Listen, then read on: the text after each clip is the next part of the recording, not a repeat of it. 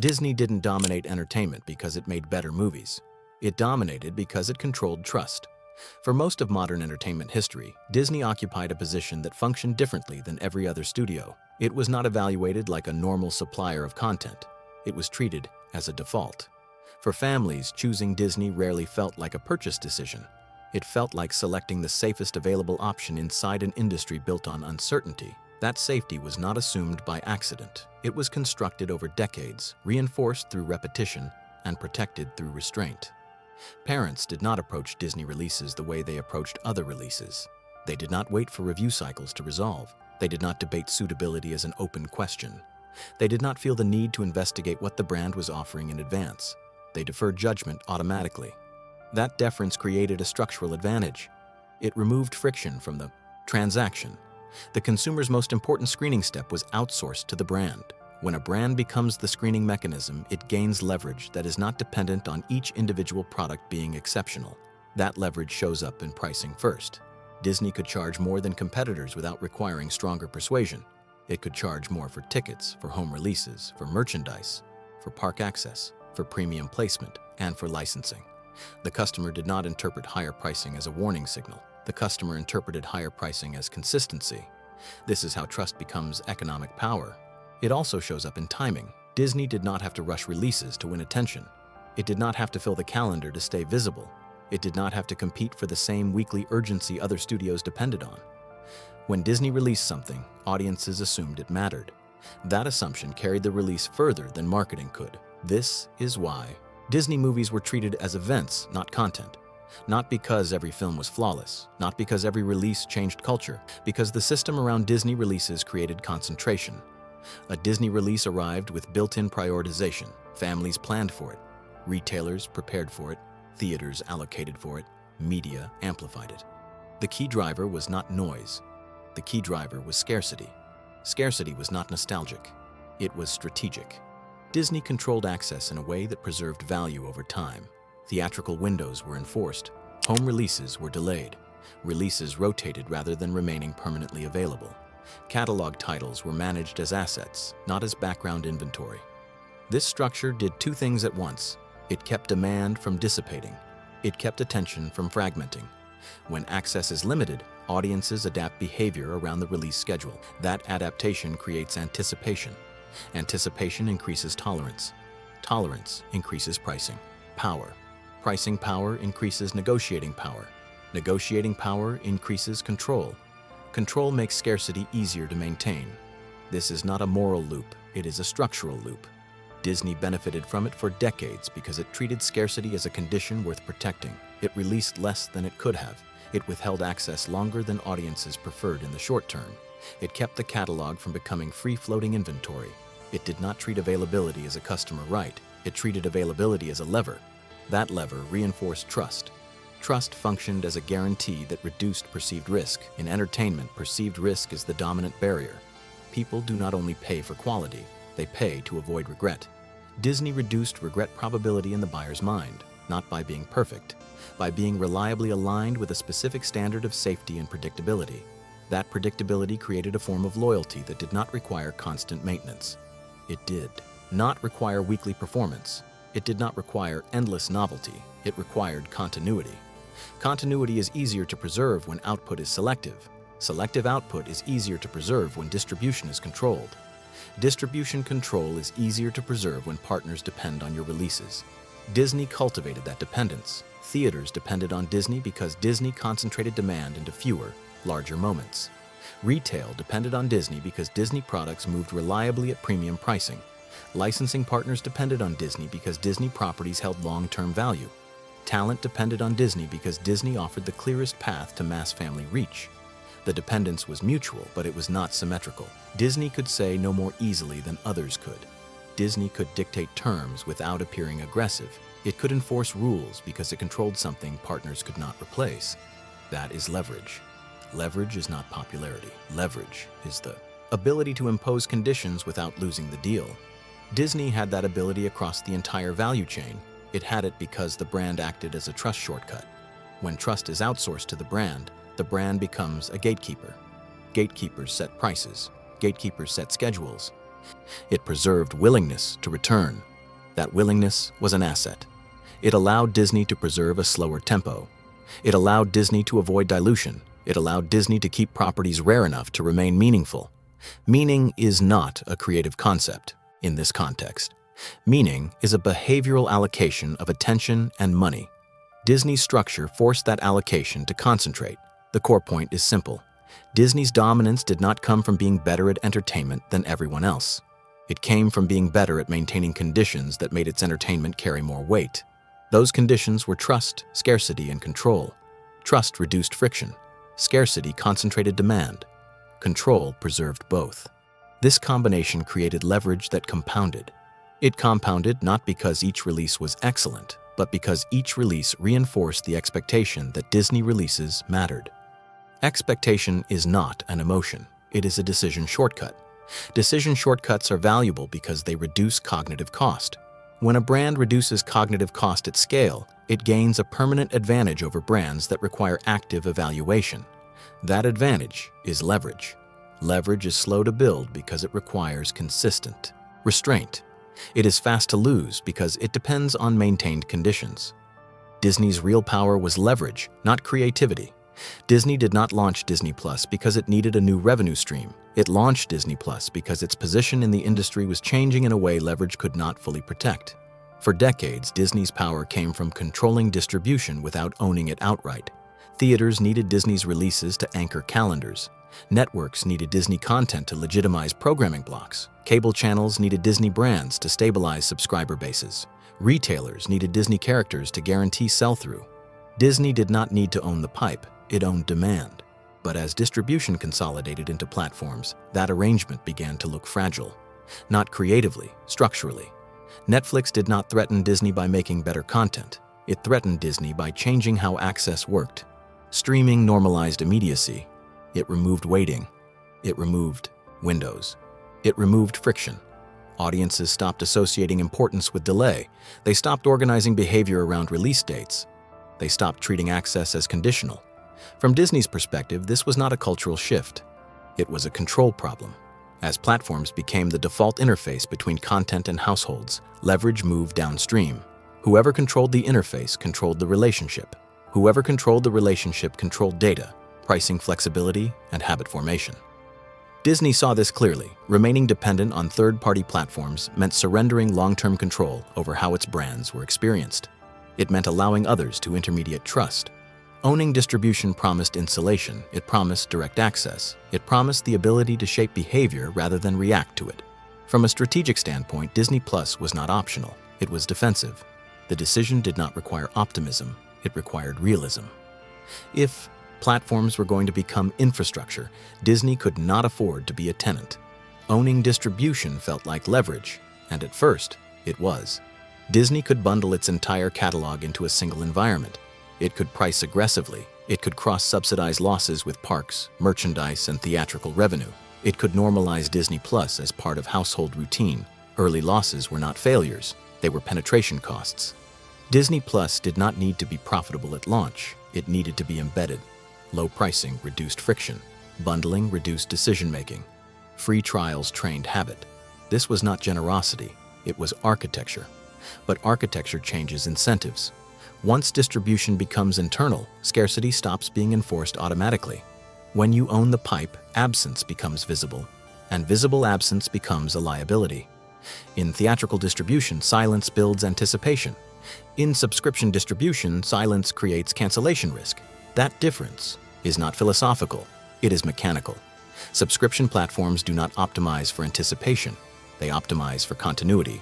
Continuity requires cadence. Cadence requires volume. This is the trade Disney made. By launching Disney Plus, Disney accepted a model that punishes restraint. A platform must be fed. Idle weeks matter. Gaps matter. Silence is interpreted as neglect. Scarcity, once Disney's greatest asset, became inefficient. A selective release schedule makes sense when attention is scarce. It does not make sense when attention is already captured. Once Disney Plus reached scale, the question was no longer how to make each release matter. It became how to ensure something new was always available. That is not a creative decision, it is a retention decision. Marvel did not expand because stories demanded expansion. It expanded because serialized output sustains engagement curves. Star Wars did not fragment because the universe required fragmentation. It fragmented because episodic releases reduced churn risk. This was not dilution by accident. It was throughput by necessity. Platforms reward consistency over distinction. They reward familiarity over novelty. They reward predictability over surprise. Disney did not abandon scarcity because it stopped valuing it. It abandoned scarcity because scarcity does not optimize subscription economics. When distribution is external, you can afford to wait. When distribution is internal, waiting is exposure. The logic compounds quickly. Once output becomes regular, slowing down feels dangerous. Once audiences are trained to expect constant availability, removing it feels punitive. Once cadence becomes the norm, restraint feels like withdrawal. Disney's incentives rewired quietly. Projects were no longer judged primarily by whether they strengthened brand leverage. They were judged by whether they supported platform stability. Completion rates mattered, release density mattered, churn correlation mattered. These are not prestige metrics. They are defensive ones. The goal shifted from creating moments to maintaining flow. This shift did not feel reckless, it felt efficient. Wall Street did not demand magic, it demanded predictability. Predictable engagement produces predictable revenue. Predictable revenue stabilizes valuation. Stability is rewarded. In that environment, creative risk becomes exposure. A bold release can fail. A familiar one rarely does. Good enough beats memorable when the goal is retention. This is why Disney's decision was rational. Owning distribution reduced dependency. Scaling output reduced volatility. Bundling content reduced friction. Every individual step made sense. What Disney underestimated was the cost of removing enforced scarcity. Scarcity is not about withholding, it is about signaling importance. When everything is available immediately, importance flattens. When importance flattens, anticipation disappears. When anticipation disappears, leverage stops compounding. This was not visible in early metrics. Subscriber growth was strong, engagement was high, press coverage was favorable, but leverage does not disappear on dashboards. It disappears in behavior. Audiences stopped planning around Disney releases. They stopped waiting. They stopped prioritizing. Disney content became something you could always catch later. That behavior does not register as rejection, it registers as normalization. Normalization feels like success from the inside. The platform is used. The system functions. But normalization is incompatible with leverage. Leverage depends on urgency. Urgency depends on scarcity. Scarcity depends on restraint. Once Disney committed to Disney+, restraint became inefficient. The trade was complete. Disney did not trade creativity for growth. It traded leverage for scale. Scale absorbs attention, leverage concentrates it. Scale stabilizes systems, leverage commands terms. By choosing scale, Disney accepted a future where dominance would flatten into continuity. This was not a mistake. It was a decision made under structural pressure, and once made, it could not be reversed without breaking the model itself. Leverage did not collapse at Disney because audiences turned hostile. It collapsed because audiences adapted. That distinction matters. When Disney shifted to constant availability, viewers did not revolt. They did not reject the brand. They did not consciously disengage. They adjusted behavior. Adaptation is quieter than backlash. It produces fewer headlines. It looks benign in metrics, but it is far more destructive to leverage. Under the old structure, Disney releases organized time. Families planned around them. Calendars adjusted. Attention concentrated. That concentration created pressure upstream. Theaters rearranged schedules. Retailers aligned inventory. Media cycles formed naturally. This was not because Disney demanded it. It was because scarcity forced coordination. Once content became continuously available, coordination dissolved. People stopped waiting. They stopped prioritizing. They stopped structuring attention around Disney moments. Not because the content was worse, because waiting no longer served a purpose. Anticipation is not emotional. It is logistical. Anticipation exists when access is limited. When access is unlimited, anticipation becomes unnecessary. Disney removed the constraint that made anticipation rational. Marvel did not collapse, it normalized. Star Wars did not fail, it fragmented. Normalization is not rejection, it is dilution of importance. Each release mattered slightly less than the last, not because quality declined, but because the next one was already scheduled. When audiences know something will always arrive soon, They stop assigning urgency to the current one. Urgency is how leverage compounds. Without urgency, attention disperses. That dispersion changed how Disney's output was consumed. People sampled instead of committed. They skipped without anxiety. They delayed without consequence. Those behaviors register as engagement. They do not register as attachment. From the system's perspective, nothing was broken. Viewership existed. Completion rates were acceptable. Subscriptions held. From a leverage perspective, everything was changing. Leverage is not measured by how many people watch. It is measured by how behavior organizes around release. When releases no longer organize behavior, leverage dissolves. This is why Disney's decline does not look like decline. Revenue did not collapse. Brand recognition remained high. Cultural presence persisted. What disappeared was Disney's ability to dictate terms without resistance. That loss begins invisibly. Under scarcity, Disney could absorb disappointment. A weak release did not threaten authority. Trust buffered the impact. Under constant availability, disappointment compounds. Not because failures are worse, because trust no longer defers judgment. When access is immediate and abundant, audiences stop assuming filtering occurred upstream. They start evaluating each release individually. Evaluation replaces belief. Belief is leverage. Once belief erodes, every release carries risk. This is how leverage collapses without failure. Engagement replaced attachment. Engagement is measurable. Attachment is not. Engagement can be high while attachment thins. Disney's platforms optimized for engagement. Watch time, retention curves, release density.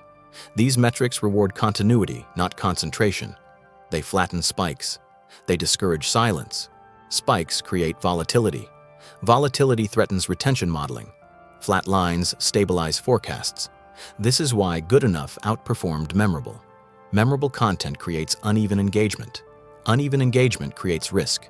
Predictable content smooths behavior. Smooth behavior stabilizes systems. From a platform perspective, predictability is superior. From a leverage perspective, predictability is fatal. Leverage requires unevenness. It requires moments that concentrate attention so intensely that they force coordination. Platforms are designed to eliminate those moments. Disney did not choose this outcome deliberately. It accepted it implicitly. Once Disney committed to subscription economics, it committed to minimizing variance. Minimizing variance means minimizing surprise. Minimizing surprise means minimizing distinction. This is why franchises expanded laterally instead of vertically. More series, more spin-offs, more installments. Not because ideas were exhausted, because familiarity reduces risk. Familiarity signals safety to algorithms. Algorithms reward safety. This feedback loop reinforced itself. The more predictable Disney's output became, the more metrics stabilized. The more metrics stabilized, the less incentive existed to reintroduce scarcity. Scarcity would create gaps. Gaps would introduce volatility. Volatility would threaten retention. At this stage, leverage could not be rebuilt without destabilizing the system that replaced it. Audiences adapted again. They learned Disney content would always be there. They learned missing something carried no cost. They learned nothing required immediate attention. This is not disengagement. It is rational behavior under abundance. Under abundance, urgency disappears. Without urgency, importance flattens. Without importance, leverage evaporates. Marvel did not lose fans. Fans lost reason to organize around releases. Star Wars did not lose relevance. Relevance lost scarcity. Each individual project still worked. Collectively, the system weakened. This is why leverage disappears behaviorally, not financially. Financially, Disney remained strong. Behaviorally, authority eroded. Authority is the ability to set terms without negotiation. Once audiences stop organizing attention around releases, negotiation begins. People question pricing. They delay consumption. They resist increases. This resistance is not hostility. It is recalibration. Under leverage, pricing increases are absorbed. Under normalization, pricing increases provoke scrutiny. Disney experienced this shift across its ecosystem. Parks pricing backlash mattered not because of revenue loss, but because tolerance changed. When trust is high, cost increases feel justified. When trust erodes, they feel confrontational. That change is leverage leaving the system. Internally, Disney's success metrics adjusted accordingly. Cultural impact became secondary. Stability became primary. A release did not need to matter. It needed to maintain flow. This is the core inversion. Under the old model, silence was power. Under the new model, silence was risk. Silence once concentrated attention. Silence now threatens churn.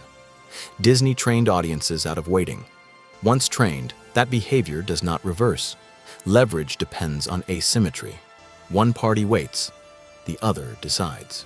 When both sides have immediate access, asymmetry disappears. Disney flattened the relationship.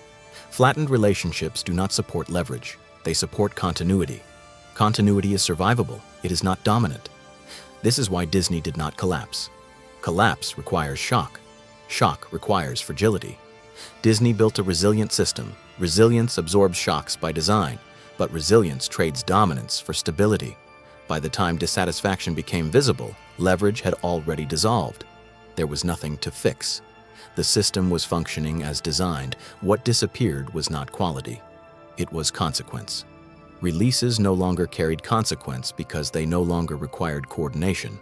Without coordination, leverage cannot exist. And without leverage, dominance becomes memory. Leverage, once lost, cannot be restored inside the structure that replaced it. That is the cost Disney cannot undo. Leverage depends on asymmetry. One side controls timing, the other side waits. Once Disney moved fully into a subscription-driven system, that asymmetry disappeared. Subscriptions invert power dynamics. The subscriber pays for continuity. Continuity demands constant output. Constant output eliminates absence. Absence is where leverage regenerates. Disney no longer has absence. Inside a subscription model, silence is interpreted as neglect. Neglect increases churn risk. Churn risk becomes the overriding constraint. Every strategic decision becomes defensive. Reduce output and cancellations rise. Delay releases and engagement drops. Reintroduce scarcity and the system destabilizes. Scarcity cannot coexist with a model built on continuous presence. This is why leverage cannot be selectively reintroduced. You cannot teach audiences to wait after teaching them that waiting is unnecessary.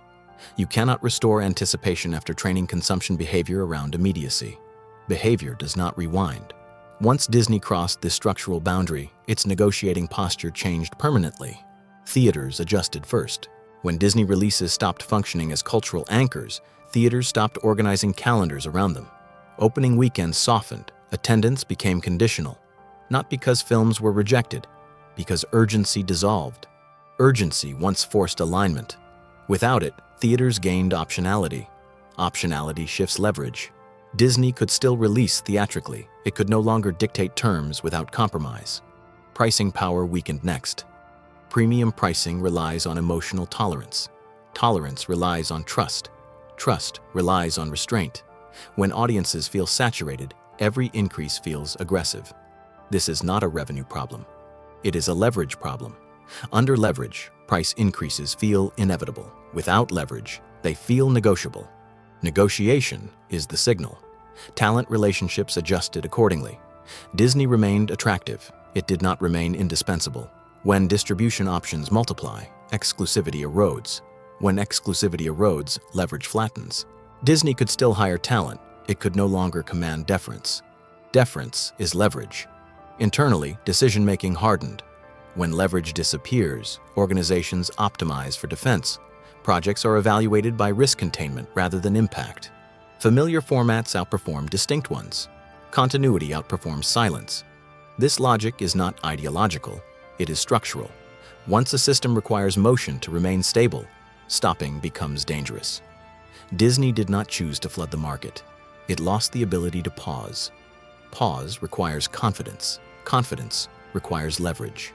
Leverage had already been spent. This is why Disney now reacts instead of dictates. It responds to audience feedback. It adjusts pricing. It tests bundles. It explains decisions. Explanation is not authority. Authority requires no explanation. When a company explains itself, leverage has already weakened. This does not mean Disney failed. Failure implies collapse. Collapse implies fragility. Disney built resilience, not fragility. Resilient systems absorb shock. They do not command obedience. Survival is not dominance. Dominance is the ability to set terms without negotiation. Disney no longer sets terms unilaterally. It negotiates with audiences, with partners, with markets.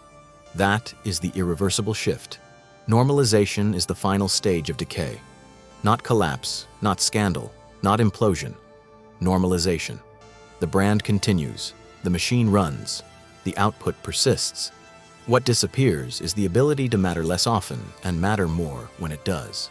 Leverage only regenerates through absence. Absence rebuilds anticipation. Anticipation rebuilds urgency. Urgency rebuilds coordination. Disney no longer has absence because absence would threaten the platform that replaced leverage. This is the completed trade. Disney exchanged scarcity for scale, trust for throughput, control for continuity. The trade was rational. It was efficient. It was irreversible. Companies do not collapse when they make this trade. They stabilize. Stability feels like success internally. Metrics flatten, revenue persists, operations normalize. Externally, something feels different, not worse, thinner. The authority to define moments disappears. That authority was never magic. It was leverage. Leverage built slowly through restraint. Leverage destroyed quickly through overuse. Disney did not lose its magic. Magic was never the source of power. Leverage was. And leverage, once spent, does not regenerate on a quarterly timeline. For more content like this, like and subscribe.